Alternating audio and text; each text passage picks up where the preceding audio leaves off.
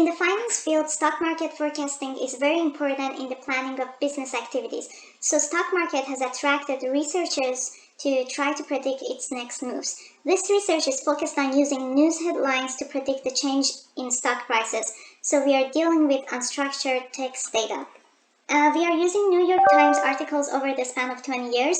Then sentiment analysis of these news headlines is used in machine learning models to understand their effect and predict stock indices.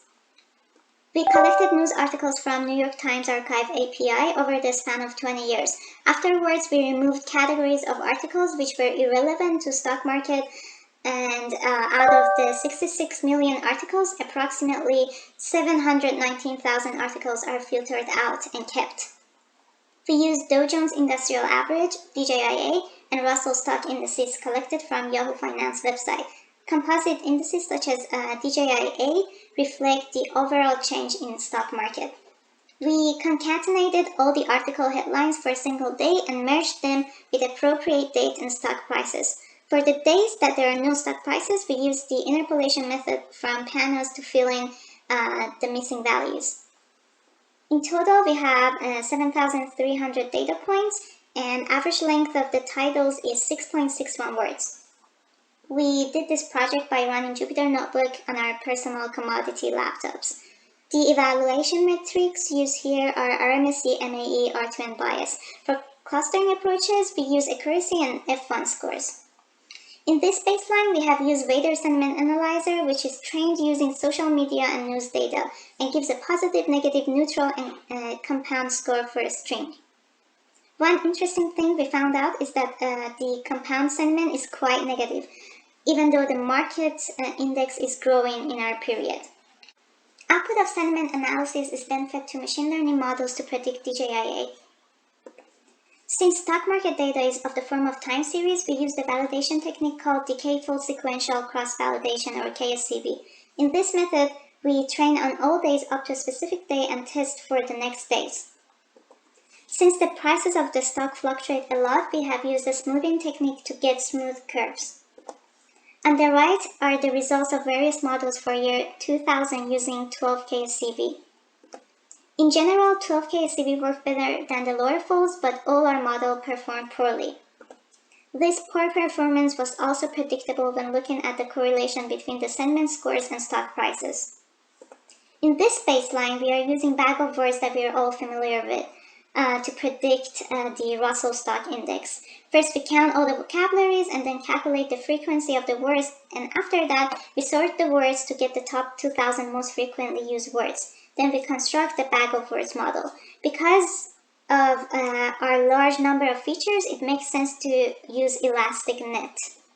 One thing to mention is that we decided on using end-day lag sentiment score, which allows us to compare today's article headlines to stock returns of end days later. Here we updated the Vader lexicon with words and sentiments from other sources and ran the same machine learning models. Again, the 12 KSCV worked better. But the modified lexicon only performed better in some cases. In this modification, we used Russell Stock Index instead of DJIA. We also started using stock return instead of stock price. In addition, we decided on using end-day lag sentiment score. Also here, we are using ElasticNet for our model. Here we are comparing the modified version of the first baseline with the results of the original second baseline. As we can see, first baseline is better in terms of MAE and RMSE, but the R-squared is very small. In this experiment, we decided to use classification for a better performance. We labeled returns more than 0 as one class and returns less than 0 as another class. Here we decided to use LDA to do this classification, and here we are doing random forest. In another experiment, we decided to allow a margin of error, so we labeled returns more than 1% as class 1, labels less than -1% as another class, and everything in between as a third class. And then we used LDA to do this classification, and we also used random forest to do it, and the results were almost similar. For the baseline 2 modification, we used PCA to deal with the dimensionality problems, and we can see that RMSE was 1% lower. In this modification, we combined ElasticNet with decision tree regressor, and we can see that both MAE and RMSE dropped. We use two kinds of methods, with label and without label. We combine linear models with nonlinear models to get better results. We use PCA for dimensionality reduction. We use various number of lag days to find the optimum lag day.